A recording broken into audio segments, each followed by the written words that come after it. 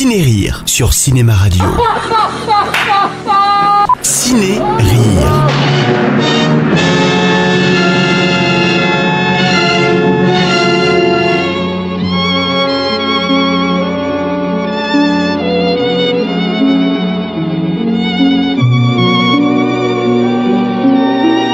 Contrairement à ce que laisse entendre cette belle musique, le film dont je vais vous parler aujourd'hui est bel et bien une comédie, et très drôle en plus. C'est Frankenstein Jr. de Mel Brooks, sorti en 1974. Et c'est avec ce film, ainsi que Le Shérif est en prison, sorti quelques mois plus tôt, que le cinéaste va lancer ce sous-genre de la comédie très apprécié, le spoof movie, à savoir le film parodique. Ici, ce sont les vieux films d'horreur de la firme des années 30 Universal qui sont déformés par la caméra délirante du réalisateur de La folle histoire du monde et de l'espace. Avec calme et dignité, mon œil. Mais contrairement à la majorité des films de Brooks, Frankenstein Jr. ne sombre jamais ni dans la facilité ni dans la lourdeur. D'abord parce qu'il s'agit autant d'un hommage aux œuvres de James Whale que d'une parodie, et ensuite parce qu'il a coécrit avec l'excellent Gene Wilder qui apporte beaucoup de finesse à l'humour souvent pachydermique de Brooks. Cet acteur, mort le 29 août 2016 et à qui cette chronique rend hommage, fut une énorme star de la comédie dans les années 70 et 80. Et ce grâce à la première version de Charlie et la chocolaterie, La fille en rouge ainsi que la comédie d'action Transamerica Express, premier des trois films où il partageait la vedette avec Richard Pryor. Mais c'est bien entendu sa collaboration avec Mel Brooks qui marqua considérablement l'histoire du cinéma. D'abord avec l'excellent Les Producteurs, puis avec Le Shérif est en prison déjà cité, et surtout avec ce chef-d'œuvre absolu, Frankenstein Jr. Mais où vas-tu comme ça? J'allais faire un expresso. Gene Wilder y interprète bien sûr le rôle titre, à savoir le docteur Frankenstein. Docteur Frankenstein.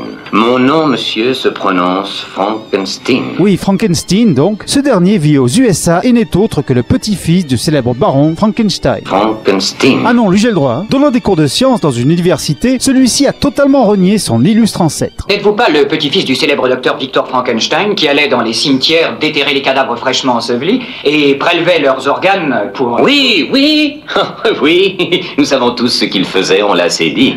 Mais je préférerais qu'on se souvienne de mon passage en ce bas monde pour ma modeste contribution à la science. Et non pas uniquement à cause de cette parenté accidentelle avec ce notoire Zozo. Mais un visiteur vient lui annoncer qu'il a hérité du château de son grand-père en Transylvanie. Il se rend donc dans ce pays dans le seul but de vendre sa propriété, et arrivé au château, il rencontre sa jolie assistante Inga, mais il rencontre surtout Igor, son valet bossu. Il est joué par un acteur génial, méconnu de nos jours, le grand Marty Feldman, qui nous offre ici un numéro comique exceptionnel. Vous savez, je me souviens de mon vieux père. Quand il était dans la même situation, il trouvait toujours les mots qu'il fallait. Qu'est-ce qu'il disait? Qu'est-ce que tu fous dans les toilettes? Tu y passes tes jours et tes nuits. Sors de là, que les autres puissent tenter leur chance. Il rencontre également la gouvernante du château, jouée par l'irrésistible Cloris Leachman, tellement inquiétante que prononcer son nom fait peur aux chevaux. Je suis Frau Blucher.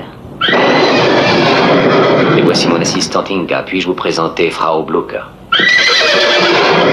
Qu'est-ce qui leur arrive? Blucher!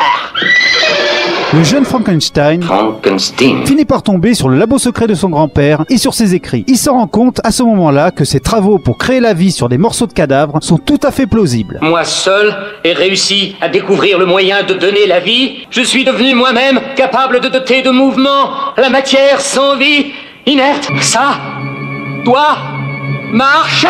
Il décide de dérober un corps au cimetière, puis demande à Igor de voler le cerveau d'un prix Nobel dans une banque, et ce afin de créer un être d'une grande intelligence. Banque des cerveaux. Après 17 heures, prière de glisser les cerveaux dans la fente. Puis après l'avoir implanté dans le corps, il crée la vie grâce à une décharge d'électricité issue de la foudre. Il finit par donner naissance à la fameuse créature. Elle est jouée par l'excellent Peter Boyle, qui à mon avis fait beaucoup mieux que Robert De Niro dans la très mauvaise version dramatique dans tous les sens du terme de Kenneth Branagh. Maintenant, tu vas te mettre debout.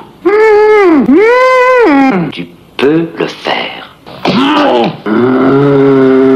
Mais la créature, ne se comportant pas comme le docteur le voudrait, s'enfuit du château. Et c'est le moment pour Igor de rendre des comptes. Voyons, ce cerveau que tu m'as apporté était celui de Hans Delbruck? Non. Ah, bien.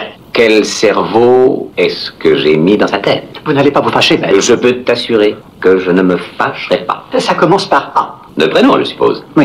A comment? Eh bien, c'est anormal. Dans sa fuite, le monstre alerte la population du village qui se rebelle contre Frankenstein avec à leur tête un chasseur de primes complètement débile. Dans ce cas précis, nous devons avoir la certitude que le jeune Frankenstein est en train de De suivre les traces de son grand-père. Quoi?